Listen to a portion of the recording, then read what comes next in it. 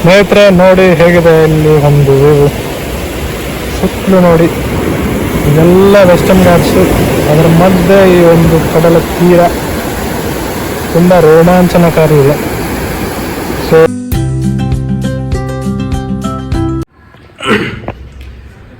Hi hello ನಮಸ್ಕಾರ ಸ್ನೇಹಿತರೆ, ಹೇಗಿದ್ದೀರಾ? ಎಲ್ಲರೂ ಚೆನ್ನಾಗಿದ್ದೀರಾ ಅಂತ ಅಂದ್ಕೊಂಡಿದ್ದೀನಿ. ಸ್ನೇಹಿತರೆ, ಮತ್ತೊಂದು ವಿಡಿಯೋಗೆ ಸ್ವಾಗತ ಮಾಡುತ್ತಾ ನಾನು ನಿಮ್ಮ ಪ್ರೀತಿಯ ಶಿವಾನಂದ.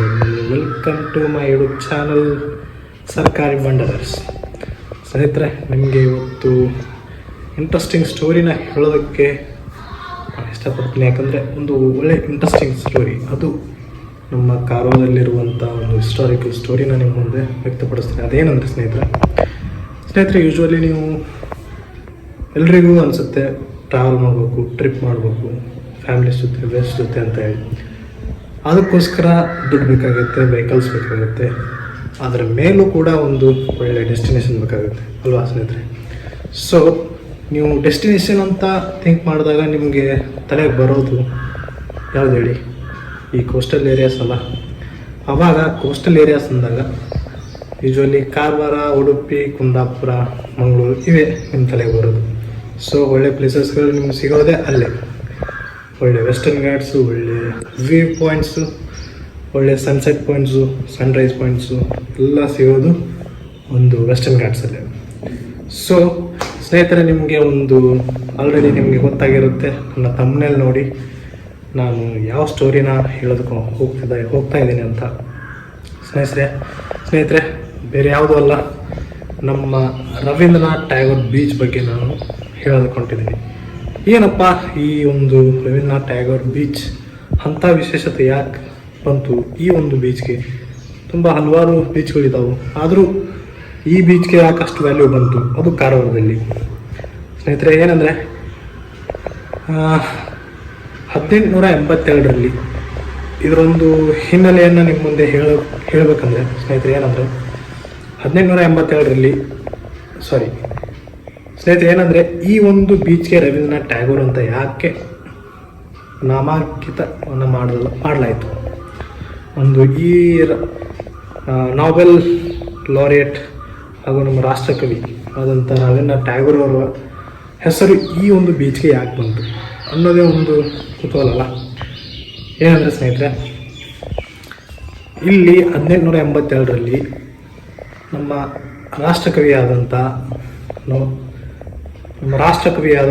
ರವೀಂದ್ರನಾಥ್ ಟ್ಯಾಗೋರ್ ಅವರ ಅಣ್ಣ ಡಿಸ್ಟ್ರಿಕ್ಟ್ ಜಡ್ಜ್ ಆಗಿ ಇಲ್ಲಿ ಅಪಾಯಿಂಟ್ ಆಗಿ ಬರ್ತಾರೆ 1882ರಲ್ಲಿ. ಸೊ ಅವರ ಭೇಟಿಯ ಹಿನ್ನೆಲೆಯಲ್ಲಿ ಇವರು ಈ ಒಂದು ಕಾರವಾರಕ್ಕೆ ಬಂದಿರ್ತಾರೆ. ಆವಾಗ ಕಾರವಾರಕ್ಕೆ ಬಂದಾಗ ಇಲ್ಲಿರುವಂಥ ಸ್ಥಳಗಳನ್ನು ನೋಡಿ, ಇಲ್ಲಿರುವಂಥ ಬೀಚ್ಗೆ ಅವರು ಬಂದಾಗ ಆವಾಗ ಆ ಒಂದು ಬೀಚ್ ಬಗ್ಗೆ ಆ ಸುಂದರವಾದ ನೋಟ, ಸುಂದರವಾದ ರೋಮಾಂಚಿತವಾದಂಥ ವ್ಯೂನ ನೋಡಿ ಅವರು ಕಳೆದೋಗಿ ಅಲ್ಲಿರುವಂಥ ನೋಟದ ಬಗ್ಗೆ ತುಂಬ ಚೆನ್ನಾಗಿ ವರ್ಣನೆ ಮಾಡಿರ್ತಾರೆ. ಸೊ ಅವರೊಂದು ಪದ್ಯನ ಬರೆದಿದ್ದಾರೆ, ಪ್ರಕೃತಿರ್ ಪ್ರತಿಶೋಧ ಅಂತ ಹೇಳಿ. ನೀವು ಆ ಒಂದು ಪದ್ಯನ ಓದಬಹುದು, ಸಿಗುತ್ತೆ, ಎಲ್ಲಾದರೂ ಗೂಗಲ್ ಮಾಡಿ ನೋಡಿ ಒಂದ್ಸರಿ ತಿಳ್ಕೊಳ್ಳಿ ಅದರ ಬಗ್ಗೆ ಅಲ್ವಾ ಸ್ನೇಹಿತರೆ? ಆದರೆ ನಿಮಗೆ ಒಂದು ಒಳ್ಳೆ ಇಂಟ್ರೆಸ್ಟಿಂಗ್ ಸ್ಟೋರಿ ಅನ್ನಿಸ್ತು. ಬಟ್ಟು ಈ ಒಂದು ರವೀಂದ್ರನಾಥ್ ಟ್ಯಾಗೋರ್ ಬೀಚನ್ನು ನೀವು ಮಿಸ್ ಮಾಡದೆ ಬಂದು ವಿಸಿಟ್ ಮಾಡಿ. ಹಾಗೆ ನಿಮಗೆ ಒಂದು ತೋರಿಸ್ತೀನಿ, ಆ ಒಂದು ಸತ್ಯೇಂದ್ರನಾಥ್ ಟ್ಯಾಗೋರ್ ಅವರು ಅಂದರೆ ರವೀಂದ್ರನಾಥ್ ಟ್ಯಾಗೋರ್ ಅವರನ್ನ ಅವರು 1882ರಲ್ಲಿ ಬಂದಾಗ ಡಿಸ್ಟ್ರಿಕ್ಟ್ ಜಡ್ಜ್ ಆಗಿ ಇಲ್ಲಿ ಬಂದು ಎಲ್ಲಿ ಅವರು ವಾಸಿಸ್ತಿದ್ರು ಅನ್ನೋದನ್ನು ನಿಮಗೆ ತೋರಿಸ್ತೀನಿ ಸ್ನೇಹಿತರೆ. ಒಳ್ಳೆ ಇಂಟ್ರೆಸ್ಟಿಂಗ್ ಆಗಿದೆ. ಅಲ್ಲಿ ನಾನು ಬೀಚ್ ಮುಂದೆ ನಿಂತ್ಕೊಂಡು ಆ ಬೀಚ್ನಿಂದ ಅವರು ಎಲ್ಲಿದ್ದರು, ಅಂದರೆ ಇಲ್ಲಿ ಬಂದಾಗ ಎಲ್ಲಿ ವಾಸಿಸ್ತಿದ್ರು ಅನ್ನೋದನ್ನು ನಿಮಗೆ ತೋರಿಸ್ತೀನಿ ಸ್ನೇಹಿತರೆ. ಬನ್ನಿ ಹೋಗೋಣ. ಸ್ನೇಹಿತರೆ ಇದೆ ನೋಡಿ, ನಾವು ಎಂಟ್ರೆನ್ಸಿಗೆ ಬಂದ್ವಿ. ಈಗ ರವೀಂದ್ರನಾಥ್ ಟ್ಯಾಗೋರ್ ಕಡಲ ತೀರಕ್ಕೆ ಬಂದ್ವಿ ಸ್ನೇಹಿತರೆ. ಇದು ಈ ಬೀಚಿನ ಎಂಟ್ರೆನ್ಸು. ನಿಮಗೆ ಇಲ್ಲಿ ರವೀಂದ್ರನಾಥ್ ಟ್ಯಾಗೋರ್ ಅವರ ಒಂದು ಸ್ಟ್ಯಾಚ್ಯೂ ನೋಡೋದಕ್ಕೆ ಸಿಗುತ್ತೆ. ನನ್ನ ಸ್ನೇಹಿತರು ತೋರಿಸ್ತಾನೆ ಹೇಗಿದೆ ಅಂತ. ಇದು ರವೀಂದ್ರನಾಥ್ ಟ್ಯಾಗೋರ್ ಅವರ ಸ್ಟ್ಯಾಚ್ಯೂ. ಅವರು ಇಲ್ಲಿ ಬಂದು ನೋಡಿರುವಂಥ ಅವರ ನೆನಪಿಗೋಸ್ಕರ ಕಟ್ಟಿರುವಂಥ ಒಂದು ಸ್ಟ್ಯಾಚು ನೋಡಿ ಈ ಥರ ಇದೆ. ನಾನು ಎಂಟ್ರೆನ್ಸ್ ಇದೆ, ಎಂಟ್ರೆನ್ಸ್ ಯಾರು ಹೋಗೋಣ.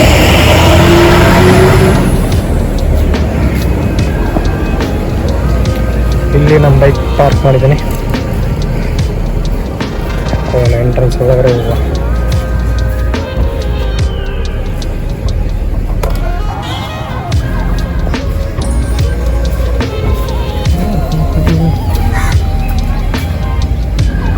ಈ ಥರ ಕಾಣುತ್ತೆ ಬೀಚ್ ಒಳಗಡೆ ಎಲ್ಲ, ತುಂಬ ಸ್ಪೇಸಿಯಸ್ ಇದೆ.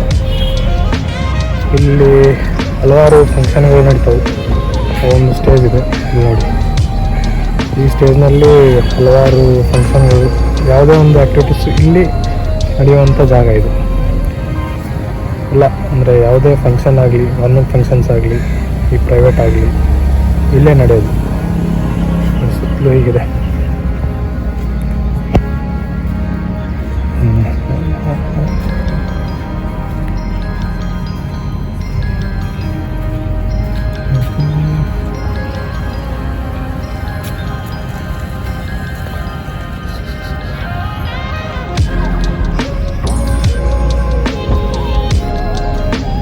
ಸ್ನೇಹಿತರೆ, ನಿಮಗೆ ಒಳ್ಳೆಯ ಒಂದು ಇಂಟ್ರೆಸ್ಟಿಂಗ್ ಸ್ಟೋರಿನ ಏನಂದರೆ, ಇಲ್ಲಿ ಹಲವಾರು ಜನ ಬರ್ತಾರೆ ಹೋಗ್ತಾರೆ, ಆದರೆ ಇಲ್ಲಿರುವಂಥ ಕ್ಲೀನಿನೆಸ್ ಮೇಂಟೈನ್ ಮಾಡಲ್ಲ. ಈಗ ಬಾಟಲ್ ತಂದಲ್ಲಿ ಊಟಕ್ಕಾದ್ರೆ ಏನಾದರೂ ಆಗಲಿ, ವ್ಯಾಪಾರ್ಸ್ ಆಗಲಿ, ಪ್ಲಾಸ್ಟಿಕ್ಕನ್ನು ತಂದು ಇಲ್ಲೇ ಹೋಗಿಬಿಡ್ತಾರೆ. ಸೊ ನನ್ನ ಸರ್ಕಾರ ಏನು ಮಾಡಿದೆ ಅಂದರೆ, ಇಲ್ಲಿರುವಂಥ ಕಸನ ತೆಗೆದು ಹಾಕೋಕ್ಕೋಸ್ಕರ ಇಲ್ಲಿ ಒಂದು ಮಷಿನ್ ಇದೆ. ಇಲ್ಲಿ ನೋಡಿ, ಈ ವೆಹಿಕಲ್ ಇದೆಯಲ್ಲ, ಟ್ರ್ಯಾಕ್ಟ್ರಲ್ಲಿ ತೊಗೊಂಡು ಹೋಗ್ತಿದ್ದಾರೆ. ಈ ಒಂದು ಮಷಿನ್ ಏನು ಮಾಡುತ್ತೆ ಅಂದರೆ, ಅಲ್ಲಿರುವಂಥ ಗಾರ್ಬೇಜನ್ನು ತಗೊಂಡು ಅದರಲ್ಲಿ ಆ ಒಂದು ಮಷಿನಲ್ಲಿ ತೊಗೊಂಡು ಹೋಗ್ತಾರೆ ಅಲ್ಲಿರುವಂಥ ವೇಸ್ಟನ್ನು. ಇದೆ ಅದು ಮಷಿನ್. ಅಲ್ಲೇ ಹೋಗೋಣ ಬನ್ನಿ. ಬಟ್ ನಿಮ್ಮ ಮುಂಚೆ ಇಲ್ಲಿರುವಂಥ ವ್ಯೂನ ತೋರಿಸ್ತೀನಿ ಹೇಗಿದೆ ಅಂತ. ಬನ್ನಿ.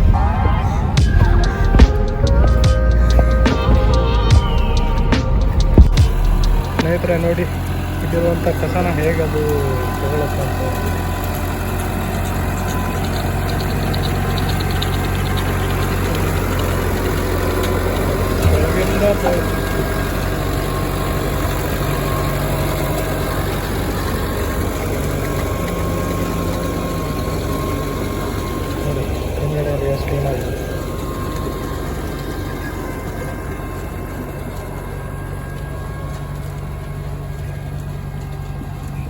So I request you all, please don't throw waste here. So ಈ ಥರ ಒಂದು ಡಸ್ಟ್ಬಿನ್ ಇದೆ. ಸೊ ಇಲ್ಲಿ ಹಾಕೋದು, ನೀವೇನೋ ತಂದರೂ ಇಲ್ಲಿರುವಂಥ ಡಸ್ಟ್ಬಿನ್ಗೆ ಹಾಕಿ ಕಾರ್ಪೊರೇಷನ್ದವ್ರು ಬರ್ತಾರೆ, ತೊಗೊಂಡು ಹೋಗ್ತಾರೆ. ಸ್ನೇಹಿತರೆ ನೋಡಿ, ಒಂದು ಬೀಚ್ನಲ್ಲಿ ಬೀಚ್ ಕ್ರಿಕೆಟ್ನ ಆಡ್ತಾ ಇದ್ದಾರೆ.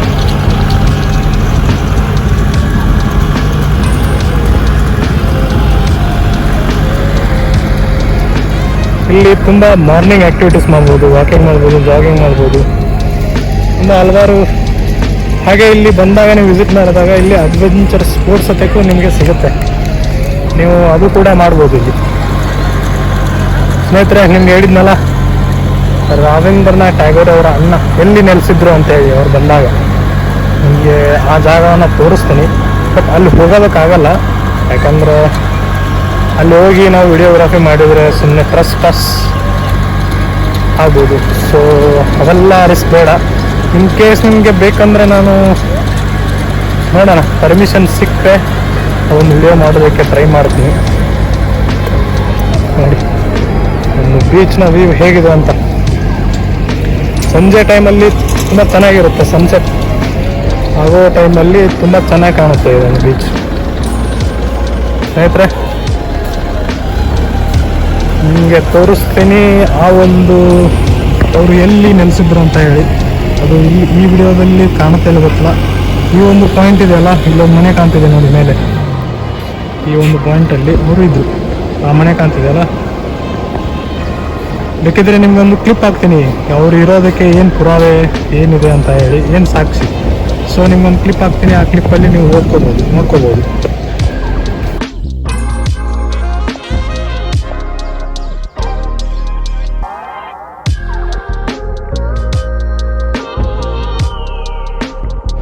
ಅವರು ಇಲ್ಲಿ ಬಂದು ವಾಸಿಸ್ತಿದ್ರು ಅನ್ನೋದಕ್ಕೆ ಒಂದು ಪುರಾವಿದೆ. ಸೊ ತೋರಿಸ್ತೀನಿ ಸ್ನೇಹಿತರೆ ಅದನ್ನು ಏನಂತೇಳಿ.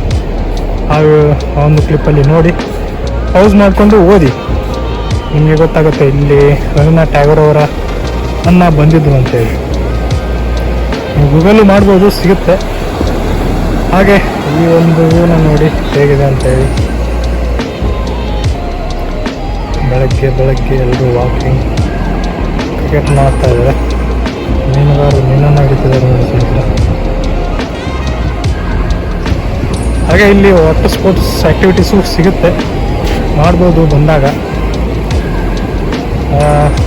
ಬನ್ನಿ ಒಂದು ಸಾರಿ ಬಂದು ಈ ಒಂದು ಕಾರವಾರ ಬೀಚನ್ನ ವಿಸಿಟ್ ಮಾಡಿ ಇಲ್ಲಿರುವಂಥ ಹಿನ್ನೆಲೆಯನ್ನು ನೋಡಿ. ಹಾಗೆ ನಮ್ಮ ಕರ್ನಾಟಕ ಟೂರಿಸಮನ್ನು ಪ್ರಮೋಟನ್ನು ಮಾಡಿ, ನಮ್ಮ ಕರ್ನಾಟಕ ಹಾಗೂ ನಮ್ಮ ಭಾರತದ ಪ್ರವಾಸೋದ್ಯಮ ಏನಿದೆ ನೋಡಿ ಬೆಳಿಬೇಕು. ನಾವು ನಮ್ಮ ಇಂಡಿಯಾ ಮುಂದೆ ಹೋಗಬೇಕು ಅನ್ನೋದು ಎಲ್ಲರ ಆಸೆ ಇದೆ. ಸೊ ನಮ್ಮ ಪ್ರವಾಸೋದ್ಯಮನ ಬೆಳೆಸೋಣ, ಉಳಿಸೋಣ ಏನು ಸ್ನೇಹಿತರೆ.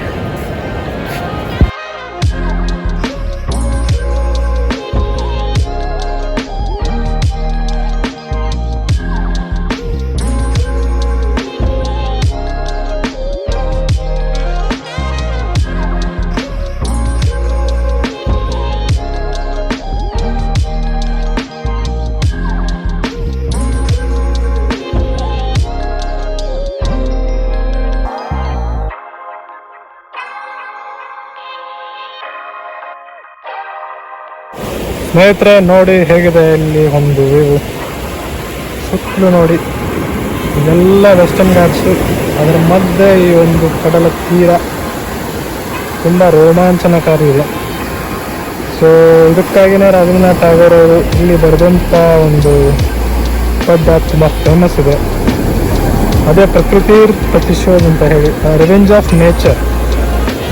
ಅದ್ರ ಬಗ್ಗೆ ಗೂಗಲಲ್ಲಿ ಸರ್ಚ್ ಮಾಡಿ ನೋಡಿ ತಿಳ್ಕೊಳ್ಳಿ. ಆ ಪದ್ಯನ ಓದಿ ಅವರು ತಮ್ಮ ಭಾವನೆಯನ್ನು ಹೇಗೆ ವ್ಯಕ್ತಪಡಿಸಿದ್ದಾರೆ ಅನ್ನೋದ್ರ ಬಗ್ಗೆ. ಈ ಒಂದು ಕಡಲ ತೀರವನ್ನು ನೋಡಿ, ಇಲ್ಲಿರುವಂಥ ಸುಂದರವಾದ ನೋಟವನ್ನು ನೋಡಿ ಅವರು ಯಾವ ಥರ ತಮ್ಮ ಭಾವನೆಯನ್ನು ವ್ಯಕ್ತಪಡಿಸಿದ್ದಾರೆ ಆ ಪದ್ಯದಲ್ಲಿ ಅನ್ನೋದನ್ನ ಬಗ್ಗೆ ಓದಿ ತಿಳ್ಕೊಳ್ಳಿ. ಸುಮ್ಮನೆ ಬಂದಿರಲ್ಲ ಈ ಒಂದು ಕಡಲು ತೀರಕ್ಕೆ ಅವರ ಹೆಸರು ಬಂದಿದೆ ಅಂದರೆ ಏನೋ ಒಂದು ಹಿನ್ನೆಲೆ ಇದೆ ಅಂತ ಅರ್ಥ. ಸೊ ಏನೋ ಒಂದು ರೋಮಾಂಚನಕಾರಿಯಾದಂಥ ಸ್ಟೋರಿನ ಇಲ್ಲಿ ಸೃಷ್ಟಿ ಮಾಡಿ ಹೋಗಿದ್ದಾರೆ. ಸೊ ಓದಿ ತಿಳ್ಕೊಳ್ಳಿ. ಇಲ್ಲಿವರೆಗೂ ಈ ಒಂದು ವ್ಯೂನ ಎಂಜಾಯ್ ಮಾಡಿ ಸ್ನೇಹಿತರೆ. ಈ ಒಂದು ವಿಡಿಯೋನ ನೀವು ನೋಡಿ ಎಂಜಾಯ್ ಮಾಡಿದ್ದೀರಾ ಅಂತ ಅಂದ್ಕೊಂಡಿದ್ದೀನಿ ಸ್ನೇಹಿತರೆ. ಈ ಒಂದು ಟ್ಯಾಗೋರ್ ಬೀಚ್ಗೆ ಇರುವಂಥ ಹಿನ್ನೆಲೆ ನೀವು ತಿಳ್ಕೊಂಡ್ರಿ ಅಂತ ಅಂದ್ಕೊಂಡಿದ್ದೀನಿ. ನಿಮಗೂ ಒಂದು ಕುತೂಹಲ ಹುಟ್ಟಿರುತ್ತೆ ಇಲ್ಲಿ ಬಂದು ಒಂದು ಸಾರಿ ವಿಸಿಟ್ ಮಾಡಬೇಕು ಅಂತ ಹೇಳಿ. ಬನ್ನಿ, ಇಲ್ಲಿರುವಂಥ ಸೀನರಿ ವ್ಯೂಸ್ನ, ಇಲ್ಲಿರುವಂಥ ಬೀಚ್ನ ಮಕ್ಕಳ ಜೊತೆ, ಫ್ಯಾಮಿಲಿ ಜೊತೆ ಬಂದು ಎಂಜಾಯ್ ಮಾಡಿ. ಹಾಗೆ ಈ ಒಂದು ವಿಡಿಯೋನ ಇಲ್ಲಿಗೆ ಮುಕ್ತಾಯ ಮಾಡೋ ಸಮಯ ಬಂದಾಯಿತು. ಹಾಗೆ ನೀವೇನು ಮಾಡ್ಬೇಕಂದ್ರೆ like, share, comment and subscribe my channel. ನಾನು ನಿಮ್ಮ ಪ್ರೀತಿಯ Shivanand Doddamani, signing off from Karwar. Bye, take care.